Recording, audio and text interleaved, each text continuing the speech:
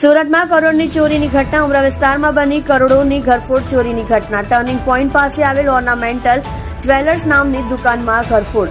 રાત્રિ દરમિયાન ઇકો કારમાં આવેલા બે ઇસમોએ ઘટનાને આપ્યો અંજામ. દુકાનના ડિસ્પ્લેમાં રાખવામાં આવેલ 2 કિલો સોનું સહિત 1 કિલો ચાંદી લઈ ફરાર.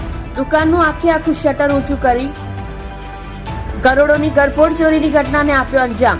ઉમરા પોલીસ સહિત સુરત ક્રાઇમ બ્રાન્ચની ટીમ ઘટના સ્થળે. સીસીટીવી ફૂટેજમાં સમગ્ર ઘટના કેદ. જો કે તસ્કરો ડીવીઆર પણ લઈ થયા ફરાર. પોલીસે વધુ તપાસ હાથ ધરી. કોઈ જાનભેદુ હોવાની શંકા.